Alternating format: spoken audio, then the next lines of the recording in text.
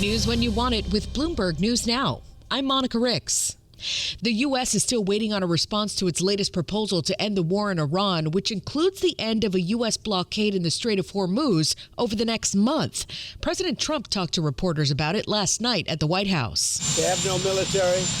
They have not a lot left. We'll see what happens. Bloomberg's Jeff Mason has more from Washington. Iran is not, so far, until the United States gets that response, specifically standing down. And President Trump, despite saying they want a deal and he wants a deal, has also used escalatory language to say that if a deal doesn't come, then the strikes, the bombs will flow and fall again, and at an even more intense level than they did before the ceasefire. That's Bloomberg's Jeff Mason on Bloomberg This Weekend. The president's changed his approach to end the war by prioritizing the reopening of Hormuz and leaving negotiations on Tehran's nuclear and ballistic missiles program until later.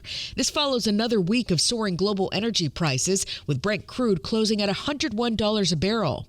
Nationwide, AAA says gas prices are up a dime from last week, now averaging about $4.53 a gallon for regular unleaded.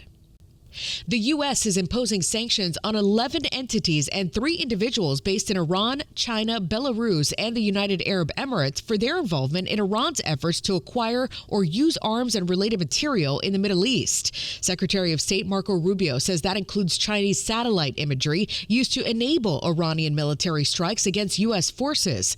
The move comes ahead of President Trump's visit to China next week. Former ambassador to China, Nick Burns. For both the governments, for both leaders, this is the most important relationship they have, the U.S.-China relationship, and they have ambitions for this year. I mean, they want to meet Xi Jinping, Donald Trump, 2 to 3, even 4 times this year. And there's a lot to talk about. I think we'll see a big focus on trade, supply chain, and the commercial relationship. Former Chinese ambassador Nick Burns on Bloomberg This Weekend. Treasury Secretary Scott Bessent has said Iran will also be a big focus. Global food prices climbed to their highest level in more than 3 years as this war continues to disrupt supply chains. The United Nations Index of Food Commodity Prices gained 1.6% in April from the previous month, led higher by vegetable oils, meat, and cereals. That's 2.5% higher than a year ago and could go even higher as flows of diesel and fertilizer, which are critical to farmers, stall in the Strait of Hormuz. Peter Magyar has been sworn in as Hungary's new prime minister nearly a month after his landslide election win, ending Viktor Orban's 16-year rule. Minutes after taking that oath, Magyar called on the president to quit for not speaking up against Orban's regime, including its failure to investigate abuse and attacks against journalists and civil society. Magyar has vowed to tackle corruption and unlock frozen European Union funds to boost Hungary's economy. His government's expected to be installed early next week. The CDC is now alerting doctors and health departments around the country to be aware of potential imported Hantavirus cases from a cruise ship outbreak as that ship heads for Spain's Canary Islands. It's set to dock there tomorrow, where a team will meet and assess passengers.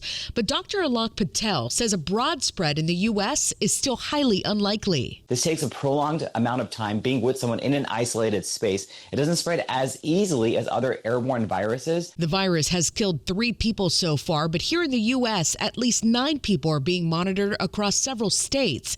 Health officials say none have shown any signs of illness. Payrolls jumped for a second month, with U.S. employers adding 115,000 jobs in April. Amy Glazier, senior vice president of Adecco, and says she's not surprised by the strong hiring. We've really seen momentum over the last couple months, especially despite some of the one-off anomalies with weather and strikes and things during the month of February. So the minimum we've been tracking pointed exactly towards the results we saw this month. Healthcare, transportation, and retail led the way with the most job gains. The unemployment rate also held steady at 4.3%. A federal judge wants more information now on a proposed settlement between Elon Musk and the U.S. Securities and Exchange Commission. Here's Bloomberg's Ed Kalegi. It's after the billionaire agreed to pay $1.5 million to end a lawsuit alleging he waited too long to disclose his growing stake in Twitter. Attorneys for Musk and the SEC are set to appear before a U.S. district judge on May 13th. The judge will consider if the settlement is fair, adequate, reasonable, and appropriate, and whether it was tainted by improper collusion or corruption. The deal between Musk and the SEC was reached earlier this week. Ed Kalegi, Bloomberg Radio. And that's news when you want it with Bloomberg News Now. I'm Monica Ricks, and this is Bloomberg.